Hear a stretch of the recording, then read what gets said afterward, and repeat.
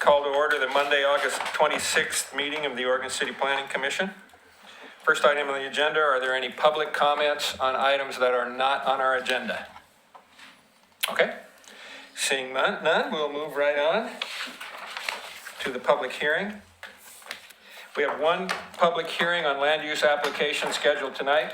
Our role is to conduct the public hearing and make decisions about the matter before us. In making those decisions, we must apply the applicable codes and laws and cannot vary from or change those laws or codes. Members of the Planning Commission are to be unbiased. Before the start of the hearing, I will ask the commissioners whether they have any potential conflicts, such as family, financial, or business relationships with any of the applicants or with regard to the land in question.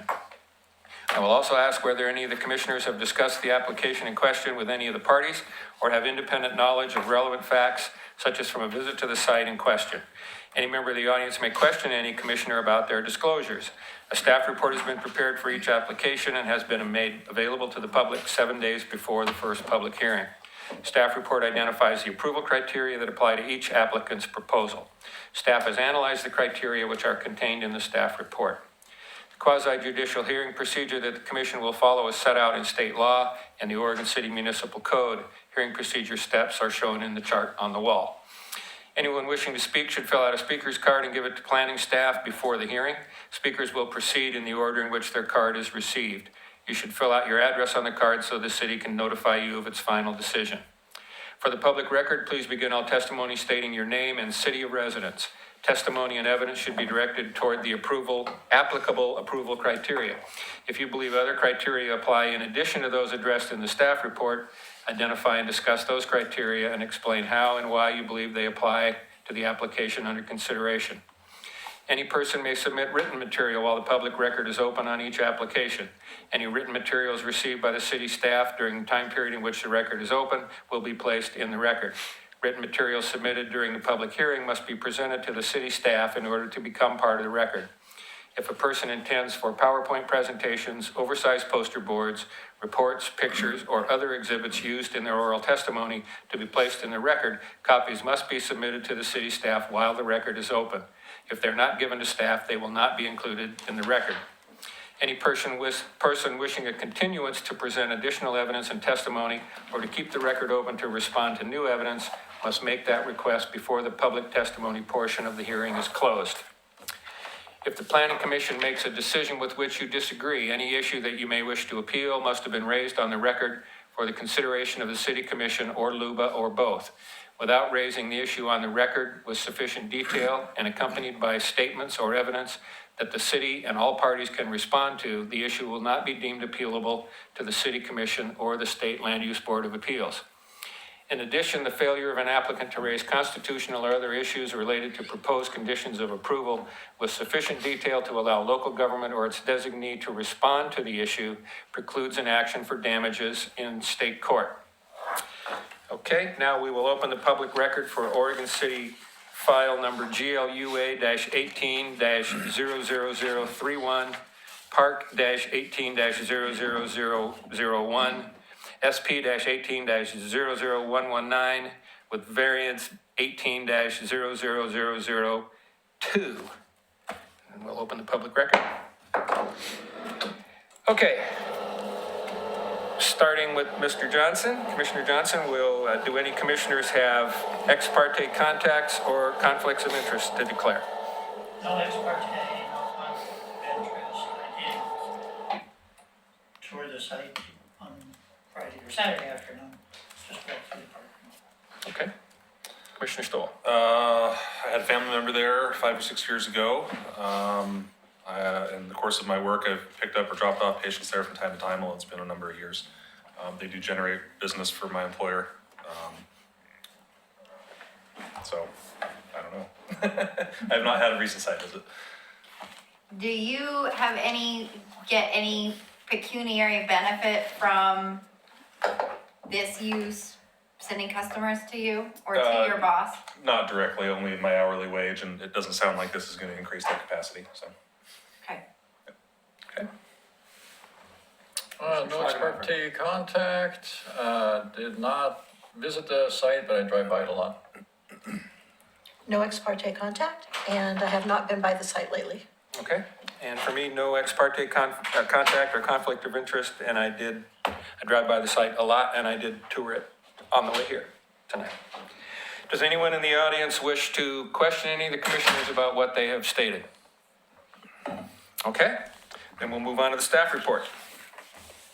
Ms. Reed. Thank you, Chair Mitchell. My name is Kelly Reed, planner with Oregon City. So we've got tonight before you a site plan design review with parking adjustment and variance. The request is for a parking lot expansion from 43 to 63 spaces. The parking adjustment to exceed the maximum number of parking spaces that is permitted, 14 permitted versus 63 requested, and a variance to allow new parking spaces in front of the building. So I'm gonna focus on the parking adjustment and the variance because those are the type 3 level applications. The site plan design review on its own would normally be reviewed by staff. My focus will be on the other 2 items. So the property is 1680 Malala Avenue on the corner of Malala and Beaver Creek Road.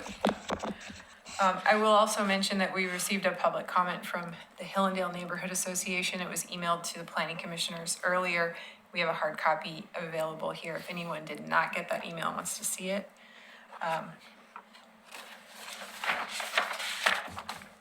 So the properties in the general commercial zone, which is shown here in red. There's a lot of commercial zoning in the area along with mixed use employment. R 3.5, which is medium density residential to the south. And then also mixed use corridor over on Beaver Creek Road. The property is 2 acres, existing 1-story building, built, I think in the 1960s, and the site is served by 2 driveways on Malala Avenue.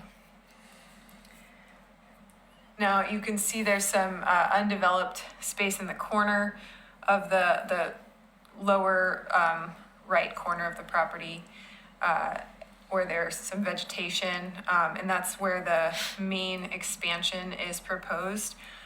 So you can see, if you guys can see my mouse, I'm not sure if you can, but there's some new spaces here right up along Malala in front of the building, and then the other new spaces are proposed in that vegetated area, and a small expansion along the south edge to convert that existing parallel parking that's there to the 90-degree parking so that they can accommodate more spaces. The other thing to note is that the north driveway, the one that's really close to the intersection, right now there are spaces right inside that driveway. So if I go back to the aerial, you can see some cars parked right there at that driveway entrance and on this side as well underneath that tree canopy.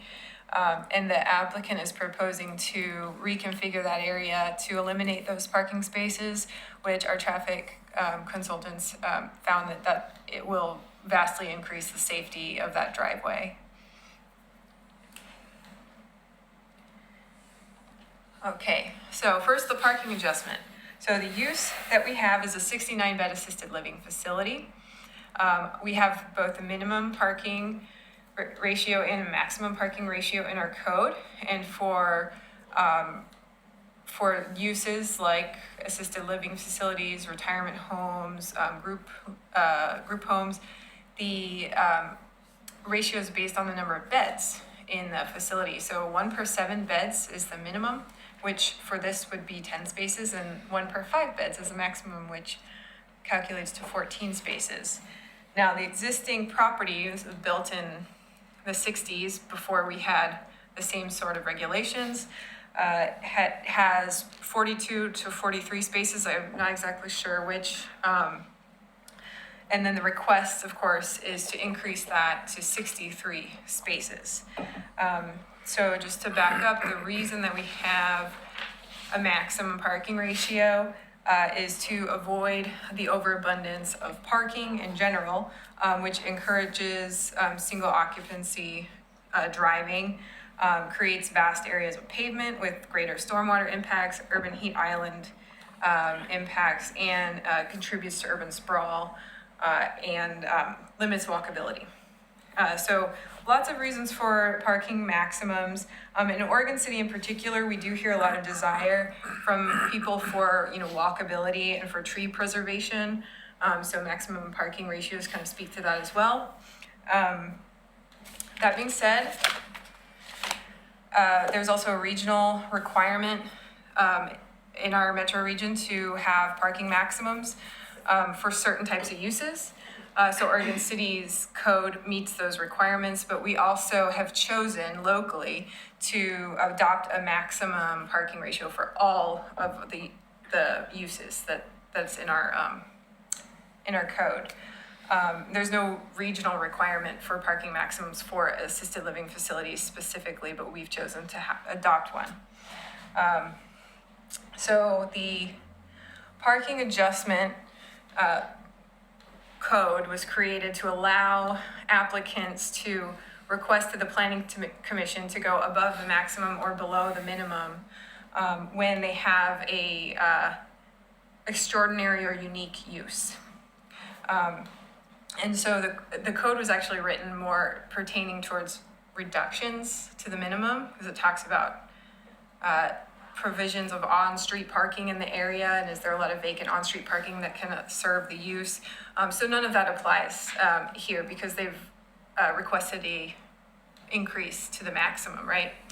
So the criteria that I've pulled out that actually fit, that are relevant to this request are, that the applicant needs to document the need. They need to show us that they actually need to go above the maximum, that their proposal must not impact the function of their site or neighboring sites, general compatibility with the neighborhood, and then safety items. So I have findings in the staff report for all this criteria. The neighborhood is kind of a commercial neighborhood with lots of surface parking lots. We found that the proposal will actually increase safety because of that driveway change.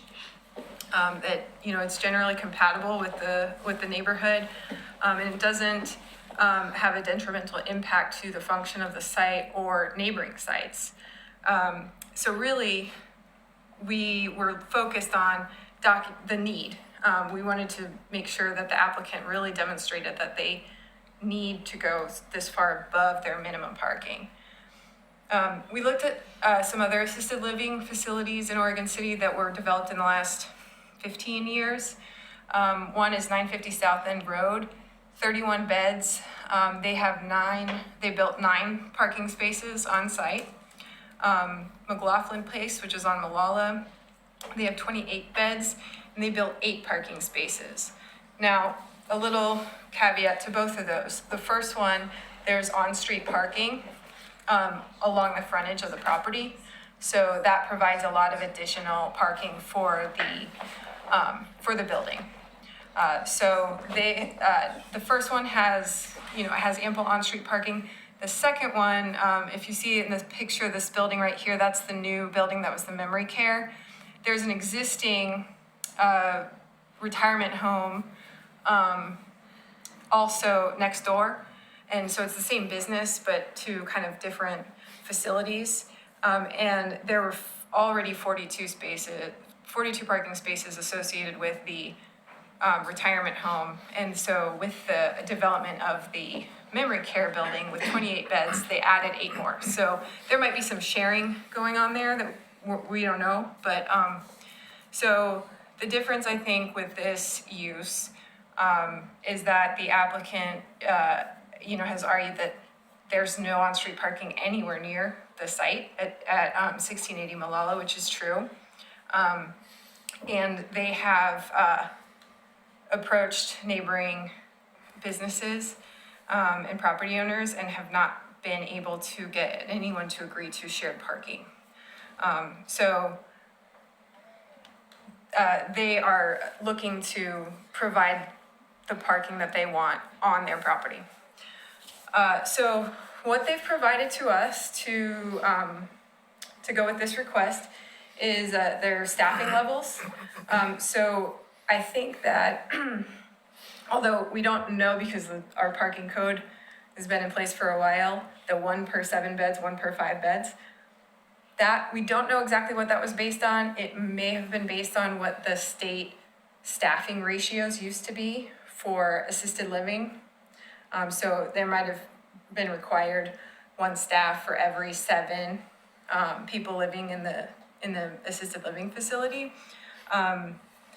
So that might be where that came from. The applicant has shown us their staffing levels, which far exceed that ratio. So 44 at one time is their highest staffing level, and that occurs in the, I think between 6 a.m. and 2 p.m. They also have visitors, and so they need to provide visitor parking.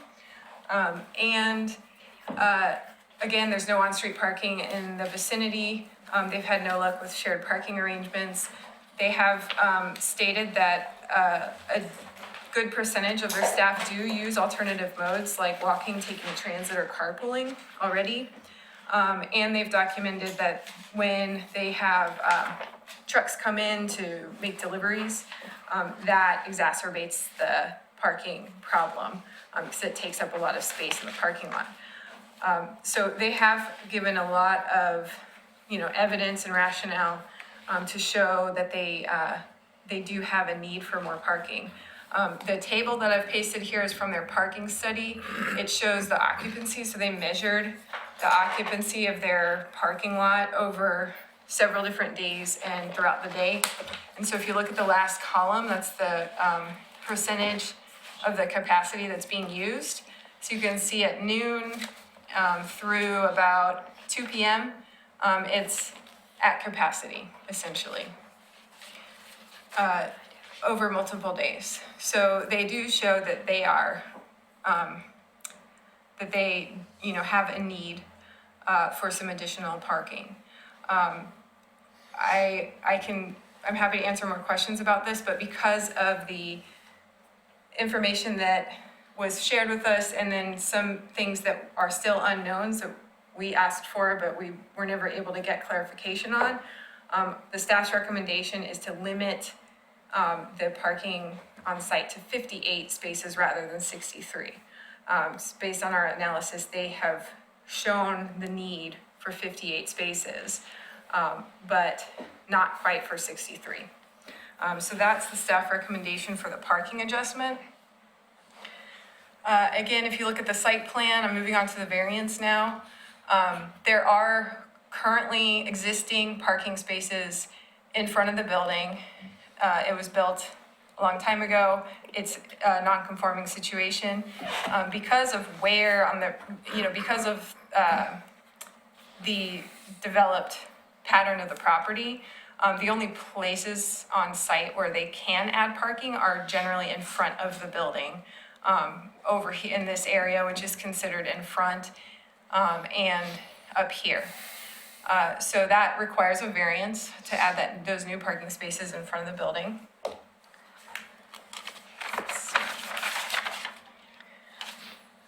So because there aren't any other areas on the site where they really can fit in more parking, and they've shown, that there are no practical alternatives. Our recommendation is to allow the new parking in front of the building with mitigation for the impact on the pedestrian environment. So the mitigation would be pedestrian amenities within the area that is within basically the parking lot landscaping area that's in between the parking spaces and the sidewalk. So we've provided a list of 6 different items that can be considered a pedestrian amenity. There's a lot of flexibility in here, so they can kind of pick and choose what works for them. At least 2 different items and 1 item per new parking space in front. So with 58, as of now, there are 15 new spaces in front of the building proposed. With the change down from 63 to 58, there might be fewer spaces in front of the building, and so we don't know exactly how many pedestrian amenities they'll have to provide, but it'll be based on the number of spaces in front. And here's their current landscaping plan.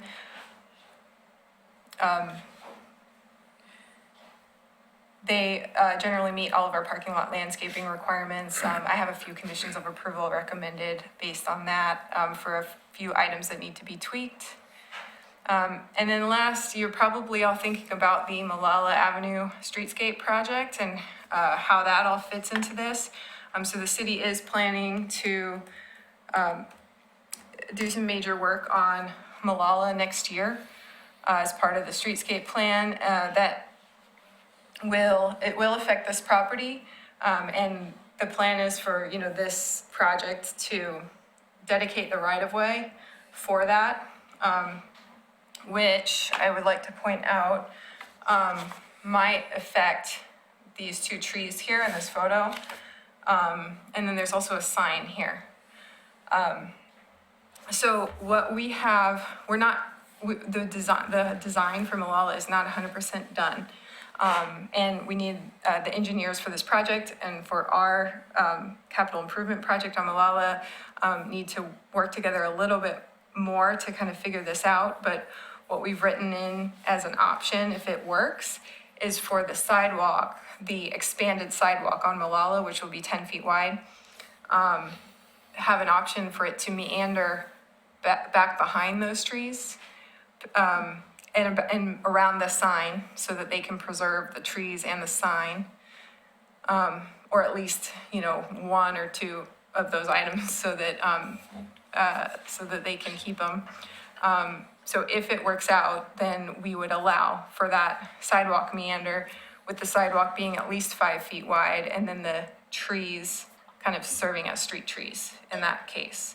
Now, if it's not going to work because of physical constraints or construction issues, or because the project is going to end up ruining the trees anyway because they're going to dig up the roots, then the trees would just come down. The applicant,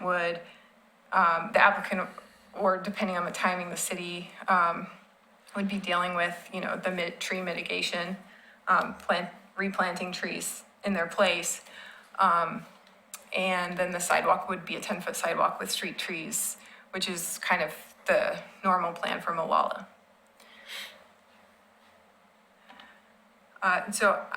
Because of that right-of-way dedication in the Malala project, I'm recommending that we add one condition of approval, which is that we've realized that there's a couple more feet of right-of-way dedication that's required than what we originally thought.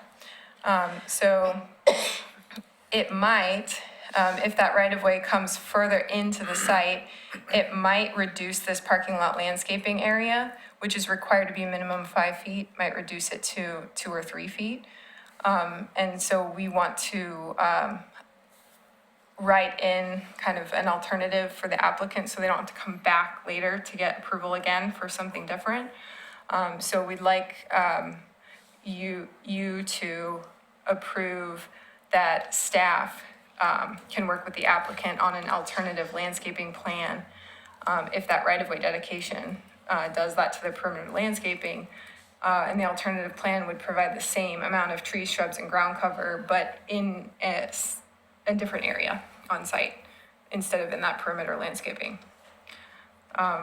So that condition, if added, would allow the applicant to just work with me after this hearing instead of having to submit another land use application for an alternative landscaping plan. And with that, staff recommendation is approval with conditions with a limit on the total on-site parking to 58 spaces, and then to add the condition regarding perimeter landscaping. Kelly. There was 2 additional emails to add to the record. Oh, These are meant to copies. great. We have emails, I believe they're all emails from and between planning commissioners that went out today. So if you didn't see those, here's a copy. Well, and the point is we're adding them to the record Yes. so that they'll Right. be in the record. Okay. Do you want to entertain questions now? I think the applicant does have something to say, so I'm happy to entertain Yeah, it questions probably makes more before. sense to hear from them first. I'm sorry, I'm trying to talk and do this at the same time, and I'm making a mess of it. Okay, at this point, we'll hear from the applicant with their 15-minute presentation, and then we'll loop back and get questions for either staff or the applicant, if they're ready.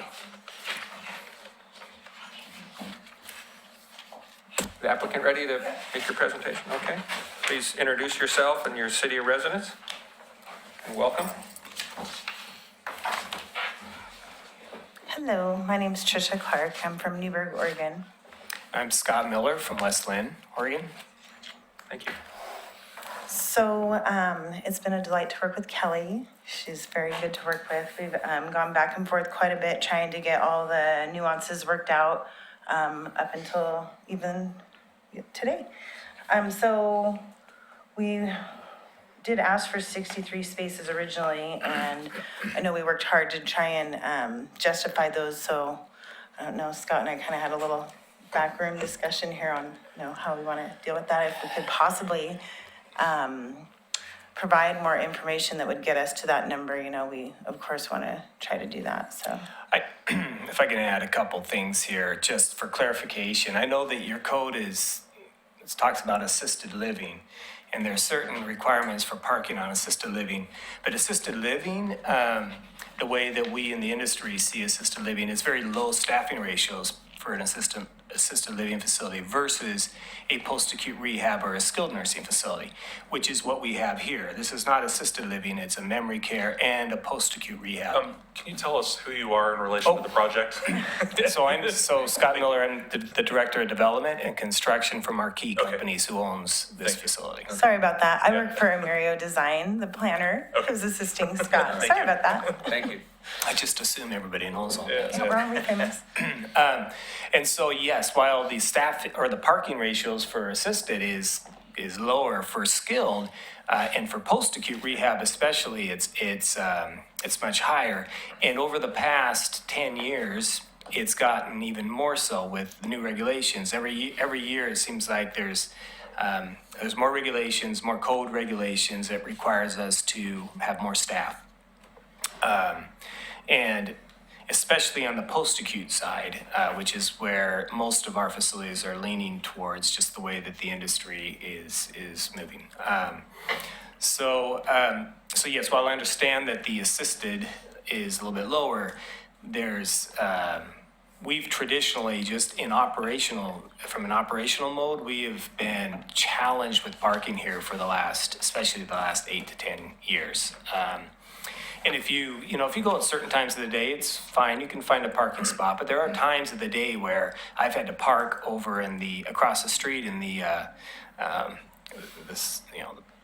businesses across the street and then walk across because there was no parking at all. And I don't go very often, but it happens quite a bit. And the reason that we wanted to try and increase our parking at all is for that reason. We have visitors, especially, we have staff that can't find parking at numerous times during the day, and it's a real challenge. Even with up to 35% of our staff taking alternative means of transportation, whether it's carpooling or getting dropped off by a loved one or taking, the bus, we still are just challenged. So we would like we would like as much as possible within reason. 63 was what kind of fit on the site and kept with meeting all the other requirements that you had. I don't believe we're going to be able to get 63 anyway with some of the right-of-way issues, and I think there's another foot then on one side up to 3 feet on another side along the frontage that we might lose, and I think that's going to impact at least 2, maybe 3 parking spots. So I think the most we would be able to get would be maybe 60 or 61, or maybe 50, somewhere in there. But anyway, and if we need to provide, we've provided quite a bit of information, as much as we can really, without going through a lot of effort and more cost. to try and help you guys determine, what our needs are. But we could certainly look at providing more if we need to get that extra one or two or so that might be available for us. Well, I was also going to add that part of the people who come to the site and need to park are not just the workers, but I've also been told there's specialty care workers such as physical therapists and then also hospice care people who come. So just a whole variety of people who come to the site. A lot of the visitors who come are elderly themselves, so expecting them to park at Safeway or wherever and come across Beaver Creek is a little bit tricky, but sometimes they get dropped off at the door and then their family goes and tries to find somewhere to park. So anyway, I just wanted to add that there's a lot of variety of activity going on here over the, with the code, how the code is written for senior care living, so. If I could add to that, what Tricia was talking about is contract labor. And so we have most of our contract laborers are therapists, whether it's speech or occupational physical therapist. And so while we contracted out, so they're not employees as we would consider them in our employee list, they are daily in our facilities providing contract work for therapy purposes, which just exacerbates the issue we have with our parking. And as we've moved more to a post-acute short-term stay environment, we still have long-term care here too, but we have more and more post-acute or short-term stay. That is all therapy-driven. They're there for therapy for a short period of time so they could then go home or go back to their assisted living facility or wherever they may have been. So. Anything else that you No, want to add? I mean, the rest of So what Kelly's done and what we agree with and we're fine with. We know there's issues related to meeting certain code requirements regarding the landscaping and setbacks and what we do with the trees eventually and how that fits with the Malala work. We're open to helping make that work for both sides as much as possible. So. So we're Questions from commissioners? A couple. The 44 staff, are they all there at the same time or do they? Day shift, yes. I mean, our maximum, so yes, during the day, we will have up to 44 between our cooking staff and our cleaning staff and our regular staff. Yes, it can be that many. Okay. And then the contract people that come in, about how many of those are there? It's dependent upon how many of the short-term stay we have and their needs. And Right. sometimes we have, 20 in there at one time, depending on what the needs are of who we have in there and what they're going through. Sometimes we have less. It's very much, on any given day, it could vary quite substantially just depending on who we have in there and what their needs are. Okay, all right, and some visitors too, so. Yeah, and that's the other thing with the post-acute model is that long-term care, unfortunately, the traditional long-term stick them in a nursing home where they stay, they didn't get a lot of visitors. Post-acute, when people have a broken hip or they have visitors coming in all the time to say hi to them and Yeah. see how they're doing because their friend got injured, right? And they know they're going to get out. And so there's just a lot more visitors coming in than we ever had, 15, 20 years ago. Okay, thank you. How many beds do you have there? Altogether? 69? I think 60. I believe 69 beds altogether. 69, and how many are long-term and how many are post-acute, short-term? Good call. That changes too, depending on. Sure. But I would say at this facility we're probably half and half, half long-term, half post-acute, and then again it can vary though depending on what the discharges are from the hospital and what our availability is for those Sure. post-acute. And in one of the slides I saw a reference to memory care. Is that something you do? Yep. So we That's have part of a small memory care wing at this Okay. location. How many as well. beds is that? I want to say 18 to 20, somewhere in there, but I can confirm that for you. I believe I do remember seeing 18 in Frank's report. Okay. Yeah, but we can confirm that for you. Yeah, thank you. You've indicated that you had an initial layout of 63, I think, and now due to easements coming, you had to give up some land on the frontage of Molalla Avenue. What would you say would fit, and I think I kind of know the answer, but it wasn't phrased that way. What would fit for number of parking lots? You said 60, 61, which is you're splitting the thing in half. I don't know for sure until we take what the new requirement on the right-of-way is gonna Oh, be. so the right-of-way isn't settled just yet? Well, it was, and we did based our plan kind of based on that, but then there was some more work done, and then it was determined that they needed another foot on the closest to the intersection side of our property, and then up to another 2 to 3 feet on the southern side. So, and when you look at how we laid everything out, we haven't taken a look at making that adjustments and then tweaking things to see where we fall. But just looking at it and knowing how tight we are in some of the areas, I just see us losing at least 2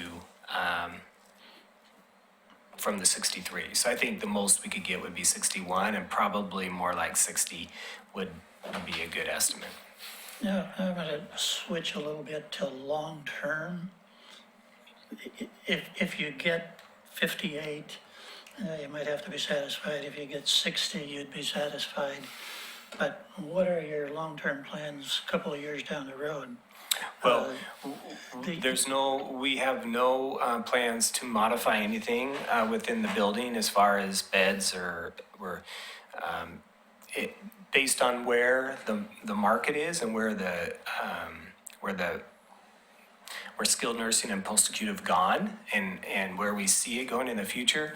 If anything, the trend is to more private rooms versus dual occupancy or semi-private rooms. So if anything, we'd probably see the beds reduce versus get larger, but the code requirements seem to always become more stringent over time. And so it seems like every time we turn around, there's another full-time FTE we're having to hire each at our facilities to meet another regulation that's been put on us from the DHS, so. Okay, I've got a couple. Can you go to, early on in your slides, there was a Google Earth view of the whole property? Yeah, perfect. Okay, so this site and the shape of that building, I don't know how to describe it. So between the building marked 418 and your building, Yes. that area there, the green, Between 416 or 418? is that a there. 6? 418. 18.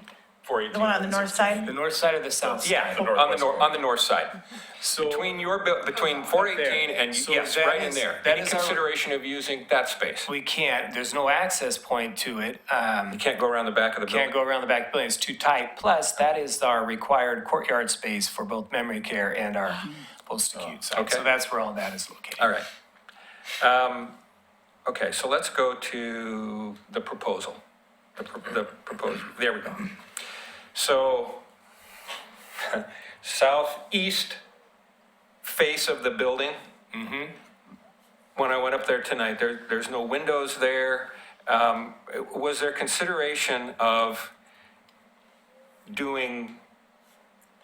maintaining, kind of sliding what you have there now to the southeast and putting additional spaces nose into that side of the building? I'll tell you what, I guess I should preface. To me, rearranging the spaces right in front of the building, that makes sense. Angled spaces right off the street is not good, so I'm cool with that. I'm really bothered by all of those spaces facing Molalla Avenue down in that bottom right corner. And looking for is there a way to do this where we don't end up with, 10 parking spaces facing our nice new improved Molalla Avenue, and when now it's a treed site. So I'm trying to figure, is there another way?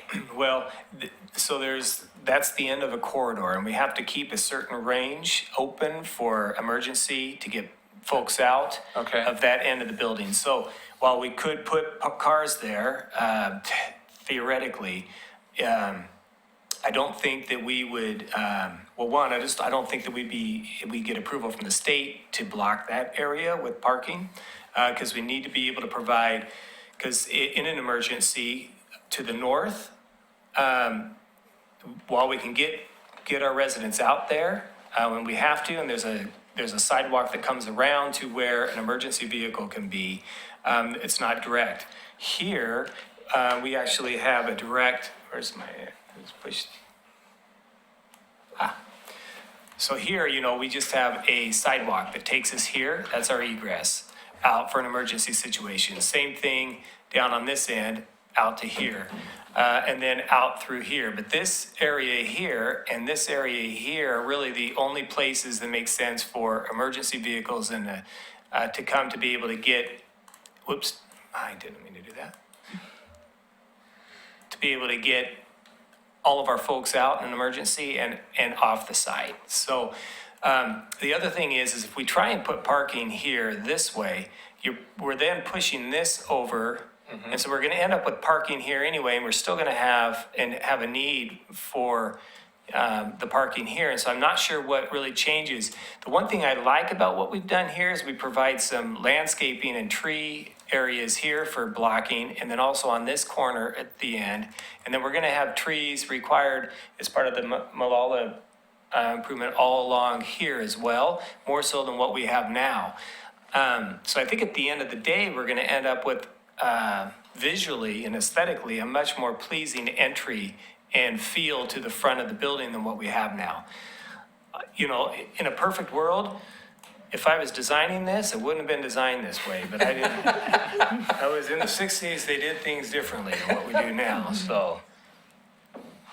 It was probably innovative at the time, actually. I don't know if it was innovative. It was probably done for cost purposes and Yeah. the way things were run back then, but. Like, just match the weird shape of the property. Yeah. One other question, and I may have read this, but I don't recall the answer. Your north entrance is an entrance only, is that correct? And you go through the parking lot and, Most people enter here. Most people do not try to get out here. I don't know if it's entry only or not. So there's no restriction on it right now. no restriction, so Um, they're both in and out, ingress and And egress? one of the conditions of approval was to narrow the driveway on the north end and make it entrance only. And then indicate some restrictions on the other driveway so that, what is it? It's right turn only. Right here. So that it's right turn out only. Right only. And not left turn out from there, but I can double check what the condition is. Kelly? or- Yeah, maybe I misunderstood or misread. On the north driveway, I thought it said right in, right out also, and that was a question I had. Yes. Redesign the northernmost driveway to reduce the width and provide only right in, right out access on the north. Oh, so, okay, two, Because right now they can go this way. Yeah, If well, they I'm just wanted, wondering, yeah. I'm just wondering if right out should be allowed there. It's so close to the corner. People turning Beaver Creek, making a right turn, and here's somebody coming out of a driveway. Yeah, our traffic engineer consultant, John Reblinger, is the one who recommended this. And our engineering department reviewed it and tweaked it a little bit. I thought our engineering folks would be here tonight, but I don't have a clear answer for you on that, other Okay. than the engineers looked at it. So both driveways will be right in, right out. The southernmost driveway, to only right turn maneuvers to and from Malala Avenue. So what we didn't want was left turns from Malala, in from there. to the south one? Or To the either southern one, one, right, south one, because okay. there is actually, the plan for Malala includes actually a dual left turn lane that begins, it's gonna begin right around here. So right now, there's a single left turn lane. In the future, there will be a double left turn lane. And so that made it, I think, even more important to not allow left turns into the site from there. How will that be And out. enforced? I'm sorry? How will that be enforced? There will be signage out there, I think. I mean, it'll be. So there's no physical barrier to a person No turning left? physical Okay. barrier. And We I don't- brought that up only as a point to say, is there flexibility there really to find space for another one or two parking lots? If you control that traffic, does it gain you any space? It might. For I future- can say that I don't believe that we have an issue with right in at the north only and right in and right out on the south. But the only out would be right out on the south entry. Yeah. But that makes sense based on its location to the intersection, and I don't think that we would have a problem with that. I don't know how many people try and go right out. Well, Or they if use your- Mr. Replinger didn't see it, I'm not a traffic expert, I'm just dangerous Right. looking at that kind of stuff.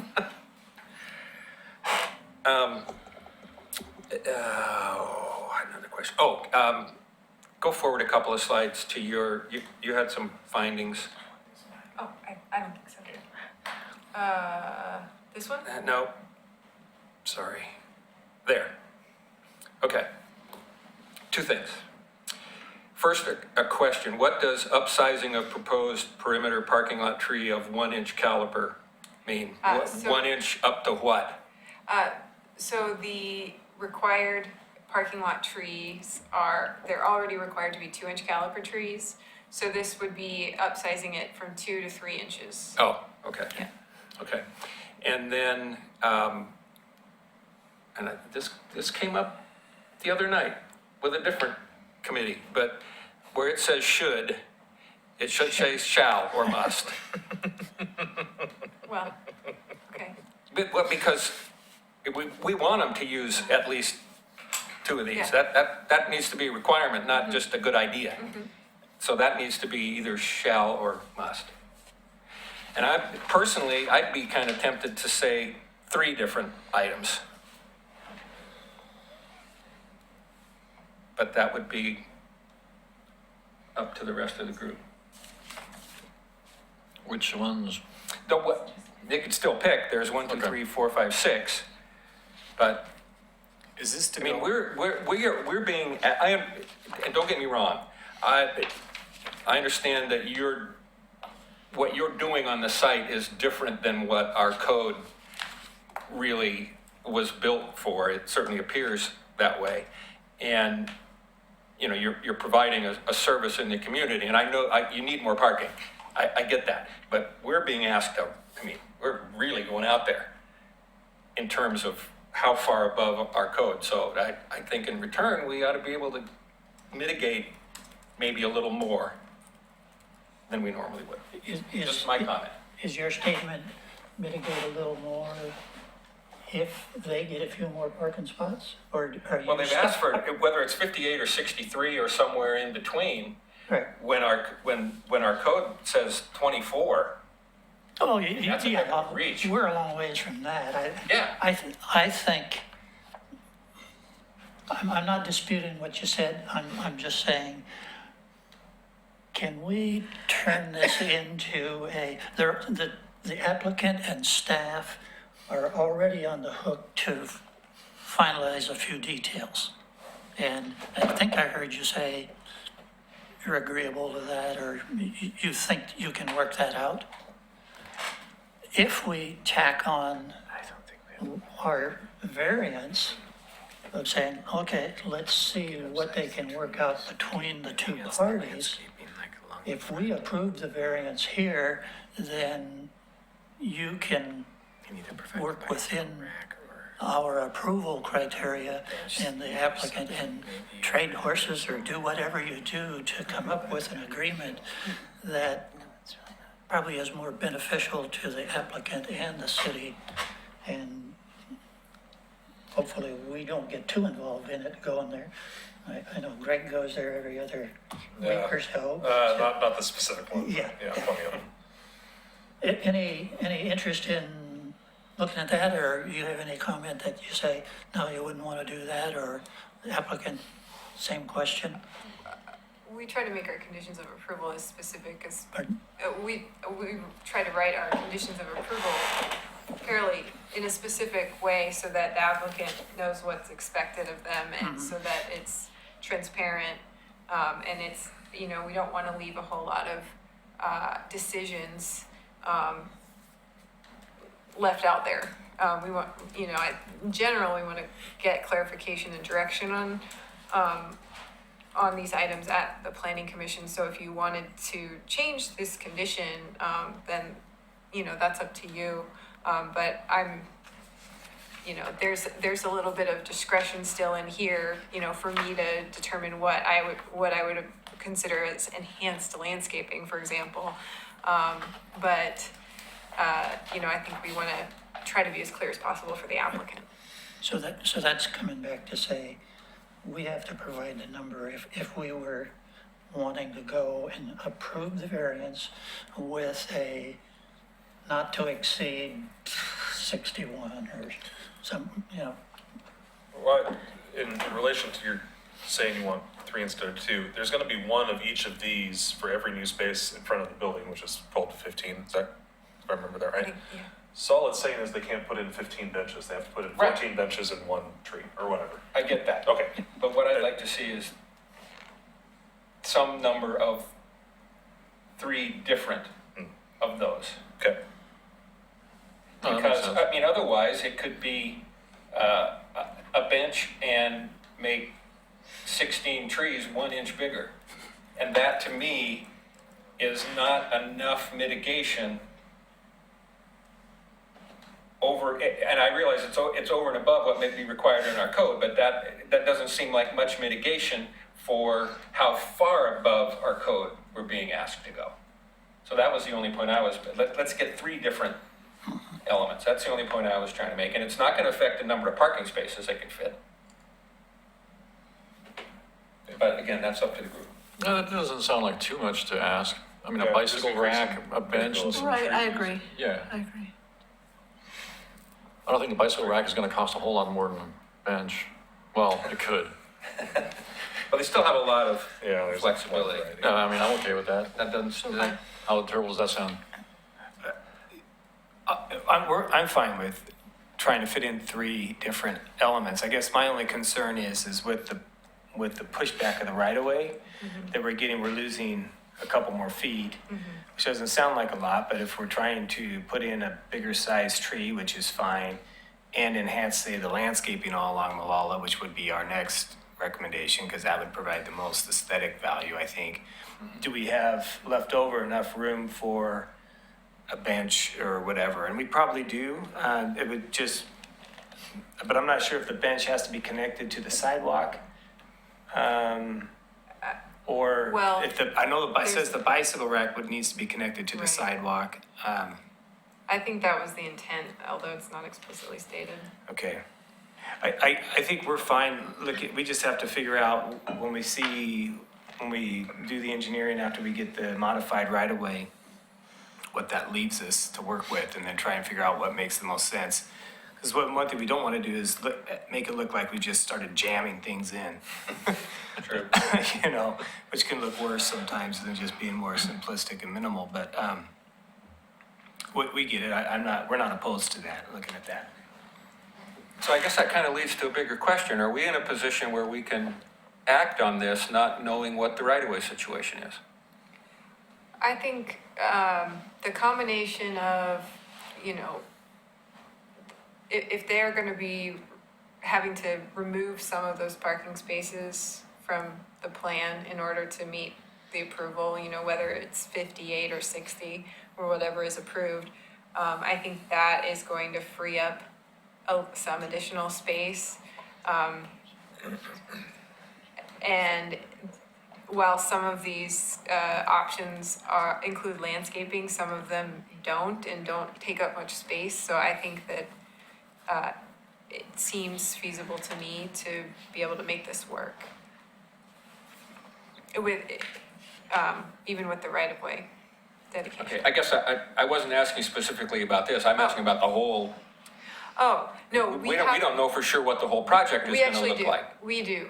We do, okay. We just haven't seen it on a plan with their stuff. So when they had the pre-application conference last year, we knew a certain amount of information about the Malala design, and we shared what we knew with them. And now that we're further along and we know we actually need this much right of way, now we've written that as a condition of approval. So we know, it's just that it hasn't been paired up with their plans to that exact, to know exactly how it affects it. So we think that there's kind of a range of, well, they might lose some of that perimeter landscaping area. And so that's why I recommend that condition of approval to account for that.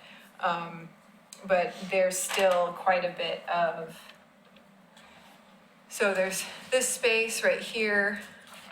And then, there's actually, I think, is this your new right-of-way line? Yes. Yeah. So that's gonna be pushed. So I think what you were saying is you might eliminate Well, I maybe think these- I think we might lose those two, because if These two. if we're going from 1 foot adjustment at the north end to a 3 foot adjustment on the south end, Mm-hmm. I think that we're probably gonna lose one of those, maybe that first parking spot. Mm-hmm. Because that whole thing is gonna have to shift like this. Yeah, And then we may lose that one, we may lose one on the other side too, so that we can still meet the setback requirements on the south side when that shifts this way. And then up on top, we might end up losing, I'm not sure, but we might end up losing one of those. One of these. One of those, we have to see, and that's where I just don't Right. know. So whether Right. it's 2 or 3, I think it's somewhere, it's gonna be one of those 2 or 3 that we're gonna lose. yeah. And I think regardless of the right-of-way dedication, because of the conditions of approval, this plan, it's going to have to change anyway. So, there's a condition to make this little landscape island meet the minimum code. And so that would eliminate one of these spaces more than likely, or at least shift this a little bit. And, so everything was going to be shifted a little bit anyway. It's just a matter of kind of redesigning it to meet all of those little shifts. But as far as recommending approval, we could recommend an approval for a maximum amount of spaces, and then they figure out how it's Sure. gonna fit. Yeah, you could say the upper limit is X, and Yeah. then they don't have to build all of them, It may not fit. right? Yeah. Okay. Is there a need to put in, I see the upper limit, but do we want to provide assurance for both that we won't go below 58? I'd hate to see all this jockeying and we're finding spaces for mitigation devices of benches and trees. And all of a sudden we're down to 56 parking spots. And we that's wouldn't want the that. main point that we're trying to. We can't do a required minimum because we don't know all of the stuff all the jockeying that's gonna have to happen. I mean, we're not gonna fall below the minimum amount of parking allowed for this use. Right. In any circumstance. So I think that's really the regulatory floor that we can work within. Are there additional questions for the applicant? Okay, thank you very much. Thank you. Thank you, guys. Are there any public comments, either from individuals or from neighborhood associations? Okay, so we don't need any rebuttal from the applicant. So we'll move on to discussion. Oh. Well, I guess we can always reopen it if things go. Okay, this time we'll close the public hearing. Discussion, deliberation from the commissioners. Well, I'll just say that, from a code perspective, it's inappropriate to lump assisted living, rehab, and memory care together into one minimum parking space. That's a or minimum or maximum. Totally different staffing levels.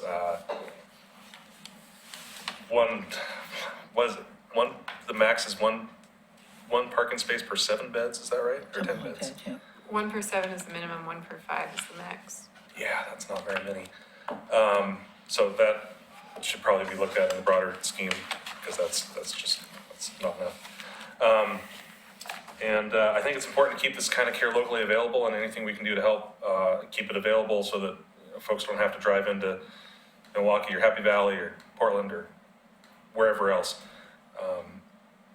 We need to keep them in Oregon City if we can, and I'm inclined to support as many parking spots as they're requesting. 63. Yeah, I'm kind of in that same ballpark as far as they've stepped up and corrected the problem the facility was creating onto the adjoining neighbors.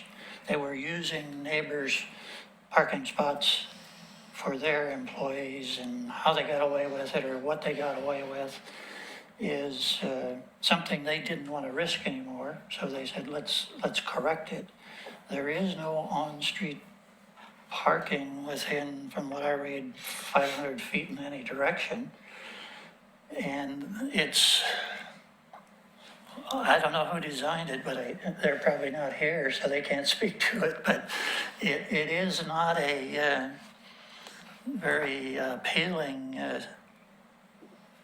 to start with. And how do you put, let's see, are we going to create a 63-piece jigsaw puzzle and keep the building and fit it all together? So I think they're doing the right thing, and they're going to need more parking down the road. We can't guarantee that, but I'm of the opinion that we would try to work with them and work with Kelly to do the right thing.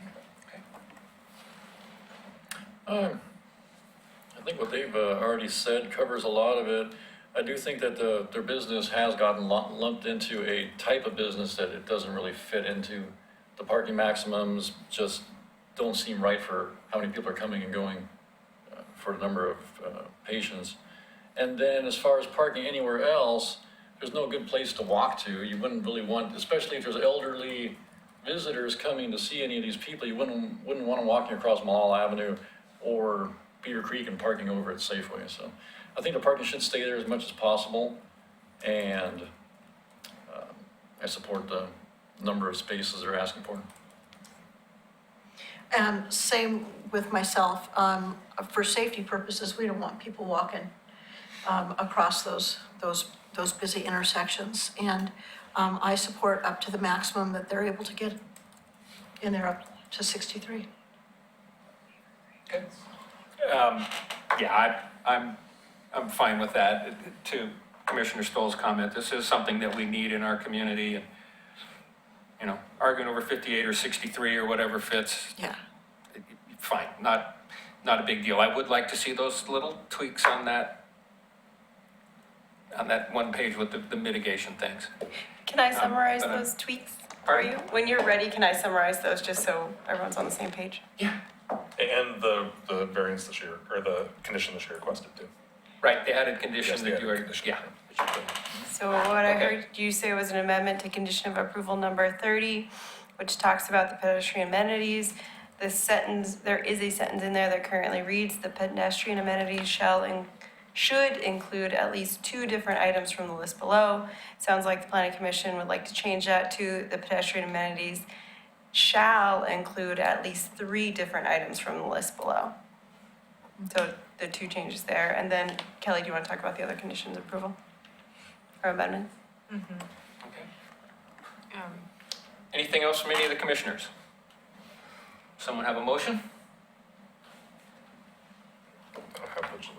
I'd make a motion if I knew what the number Yeah, of gotta it get the was. numbers.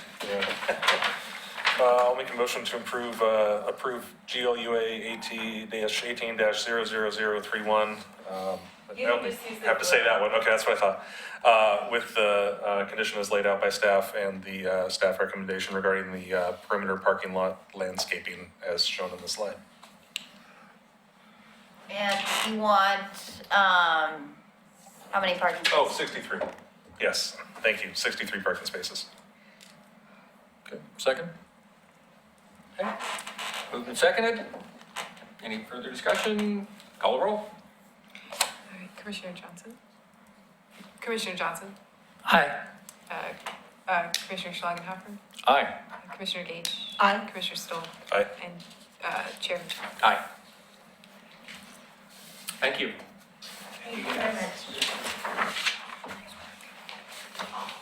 Okay, moving on, item 3B, LEG 19-0003 Beaver Creek Road Concept Plan, Code and Zoning Amendments, Process and Topics of Future Meetings. Ms. Robertson Gardner. Thank you. I have a 3-slide presentation this evening, and I realized I didn't even change the date from last month, or last meeting, so I apologize.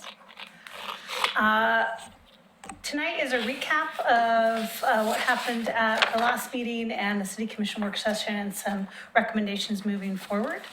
So the purpose of tonight's meeting, I want to talk about the matrices that are in your packet, provide an overview of the work session with the city commission, and identify future topics and review the calendar. So for the matrices, you'll see attached 2 different matrices. There is a public comment matrix, which is what we'll do every meeting. Any new public comment that comes in will be added, aligned to the matrix, and then a PDF will be attached. So as we go on to every planning commission meeting, that public comment matrix will just get thicker and thicker and thicker. I do have columns to the right that look at how is this addressed by the planning commission, what meeting was this addressed, are there any next steps? So that matrix will also be filled in over time. The second matrix, separating out planning commission questions or issues, so that's the second matrix. And I took the questions that were identified at the August 12th meeting to the best of my ability, and I put them in the matrix, and then I tried to identify at what meeting that will be addressed. So once again, as we move forward, we'll take a look at the matrix.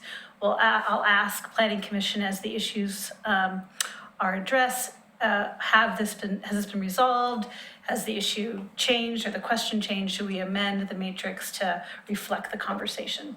To the point where when the planning commission makes a formal recommendation to the city commission, the goal is to have these matrices filled out all the way, all the columns. So the city commission can take a look and kind of track the issues as, so if someone comes to the city commission and makes public comment, city commissioner can kind of go, okay, well, what did you say at the planning commission? What did they say? How has this been addressed or not addressed as part of this process? So the goal is to track people's, when they come all the way, they drive to a meeting, make public comment. We want to allow people to understand how their public comment was processed through these hearings.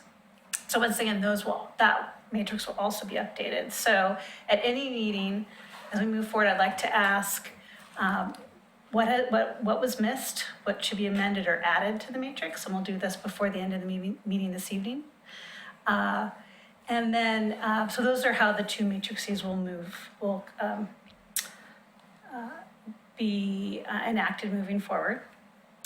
So the overview of the city commission work session.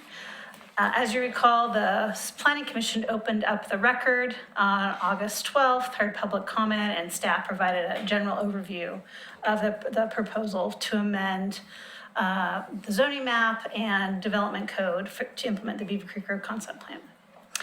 But as we were moving through the public comments and the public engagement this spring, we did hear from the public that they wanted to know more about options for the width of Beaver Creek Road, options for intersection control, which is a fancy name for saying roundabouts or signals, and how important was the Holly Lane connection to our traffic study and our transportation system plan.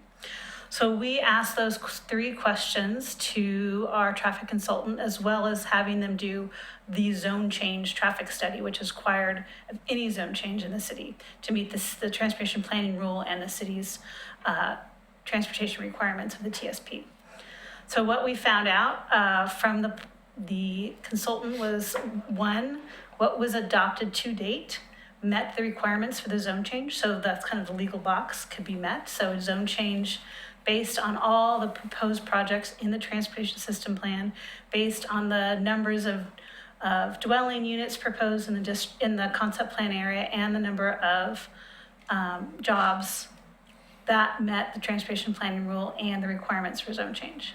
However, we're hearing a little disconnect from the community especially related to Beaver Creek Road. And this road design, is that exactly what the community wants? It's been 11 years since this plan has been adopted. So there was a city commission work session the next day on August 13th, and staff presented an overview of the consultant's report, as well as Carl Springer, who is a transportation engineer with DKS Associates, who actually DKS did our transportation system plan in 2013. So he has a lot of knowledge of the city, and he was involved in the presentation to the city commission. And the direction that staff heard back from the city commission was on those three topics. One, they want to learn more information about intersection control, roundabouts versus signals, specifically cost, specifically layout, how big a 5-lane roundabout would be versus a 3-lane roundabout. So a little bit more detail about the intersection control, more detail related to costs, and once again, kind of how big a 5-lane section would be on Beaver Creek Road. And more, I don't know if I heard more information on Holly Lane, but definitely heard comments about opinions on Holly Lane.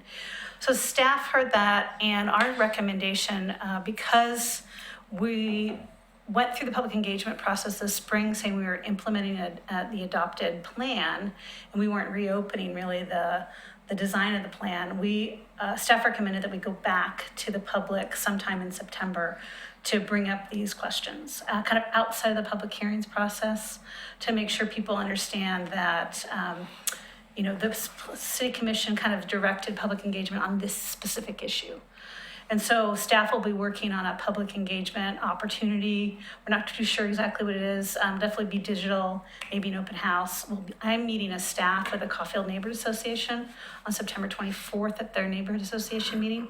So we hope to provide more opportunities for public input in September, and then an October City Commission work session to get a little bit more direction. Because once again, this is there's a lot more factors laying in than just, what the design is required for this area. There's cost implications, there's maybe other policy implications. So I think as a planning commission, as staff, want to get a little bit more direction from city commission so you can hear some of their direction and you can build that into the public hearings process. So to continue with that, knowing that we have a little bit more extended calendar, I've put together kind of topics for each of the next Planning Commission meetings, September, October, November. Knowing that the Planning Commission really isn't a place to have a transportation topic until probably the late October. Also knowing that there are a lot of issues related to the concept plan, so if we can kind of take little bite-sized topics each meeting, it might be helpful to be able to concentrate everyone's and public comments and planning commissioners' discussion. So it starts out with this evening, which is just an overview.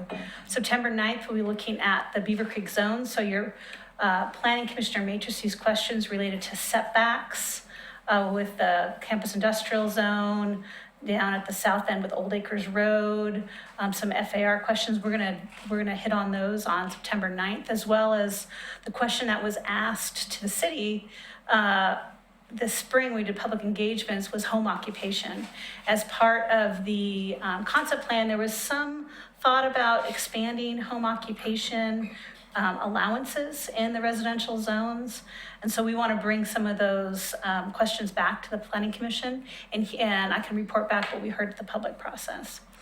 September 23rd, we'll be looking at that master planning requirement as we discussed at the last meeting about clear and objective standards. There's that upland habitat question. In 2013, when we adopted the revised natural resource overlay district, we did not include upland habitat, but this concept plan does identify some upland habitat areas, so there's a little disconnect.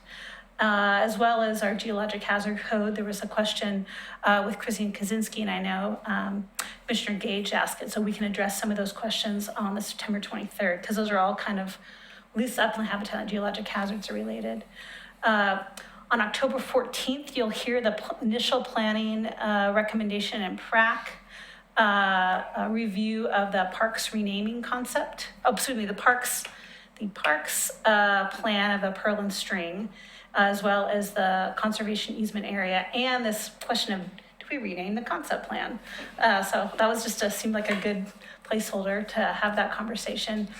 The Parks and Rec Advisory Committee is actually meeting this Thursday to have an intro into this concept and of the two amendments to the Parks Master Plan, being the Pearl and String Linear Park and the Conservation Area Park in the Steep Hillside area to the east.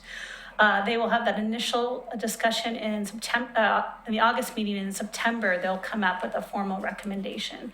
So by the time the Planning Commission reviews the parks, you'll have heard the Parks and Rec Advisory Committee's formal recommendation on those two recommended amendments to the Parks Master Plan. October 28th will be the transportation meeting, looking at those three questions, as well as an additional issue that was added by Chair Mitchell, which is a speed limit question along Beaver Creek. So I thought that would be a good home for that question. Not so much in Beaver Creek, but inside. Inside Beaver Creek, okay. So all of that, hopefully through all those meetings, we've taken down all the issues, and we've been, addressing all the matrices and resolving and resolving and resolving. So right now, there's an initial planning commission recommendation for November 4th. And note that is a special meeting. So we will have a poll taken to see if you can make that meeting, because November 11th is Veterans Day and we're closed. So if we can have a special meeting, that would be very helpful.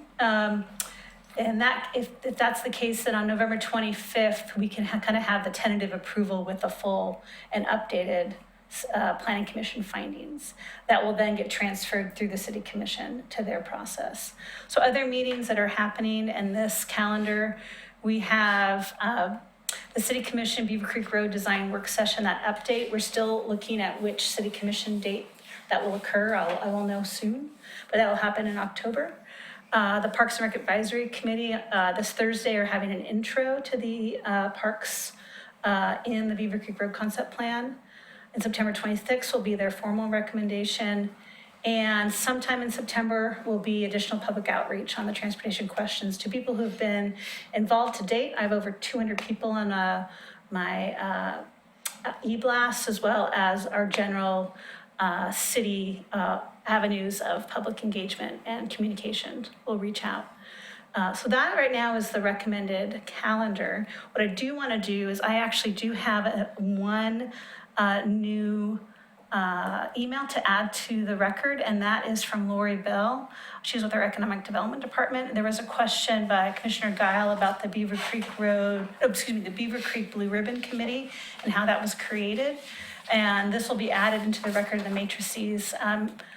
Ms. Bell provided a little background. It was created through as a joint project from the our Economic Development Department and the Chamber to try to look at properties that are near and around the college and how they could harness the work that's being done at the college to help promote redevelopment of those areas. It was not necessarily the Beaver Creek Road Concept Plan area, but specifically more just existing industrially zoned properties near and around the college. So that group still exists. They meet on an ad hoc basis. It's not a formal group. So that I want to put into the record for this evening. So I'm available for any questions the Planning Commission may have. Any questions?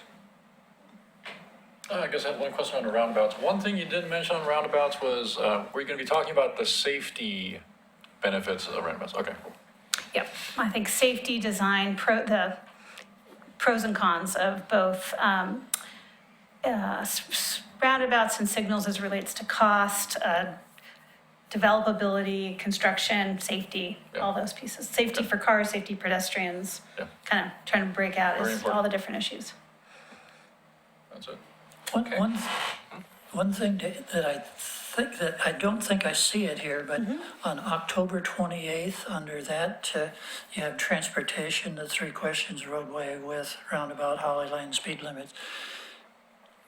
Is traffic signal lights still on the? That was a error on my grammatical error. It should be roundabout/signals. So that's where traffic signals would fit in there, okay. So it's, we say intersection control, but people get confused by that, so I like just to say signals versus roundabouts, which seems like it's a adversarial, but it's not.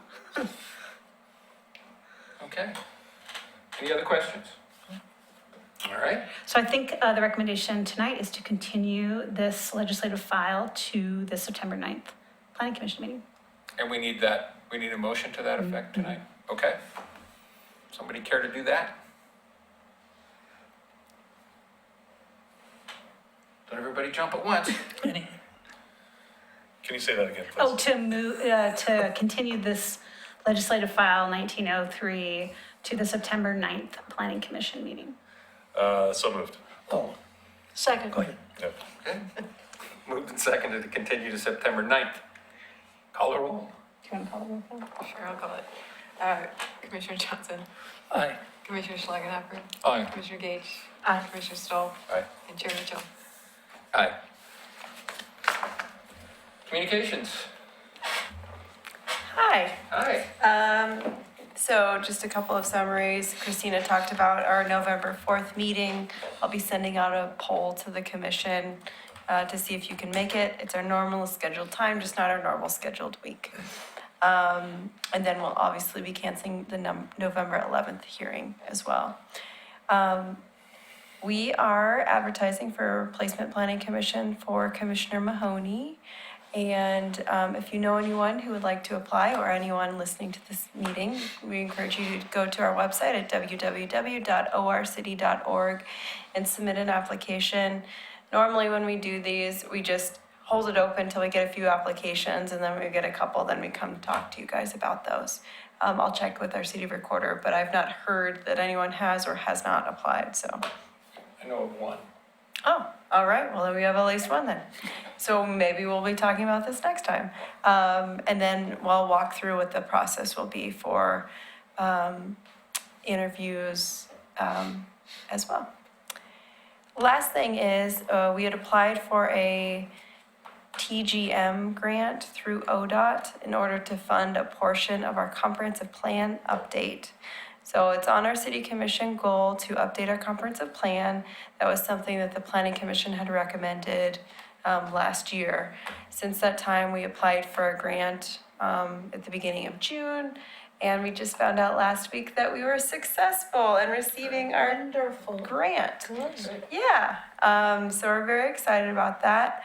Our ultimate goal is to fund a really good comprehensive plan update, which will take a couple years, through 2 funding sources. And so we want to pair 2 grants together, which hasn't been done before, but we think we can do it. And so that grant is going to come due in October. So more to come on that, but we are one step closer to our comprehensive plan update. You said TGM? Transportation Growth Management. Thank you. Yeah, sorry about that. And then the other one is, yeah, you don't need to. Well, the other one we'll tell you once we get it. Okay. Anything else? That's all. Thank you. Anything from any other commissioners? All right, we're adjourned.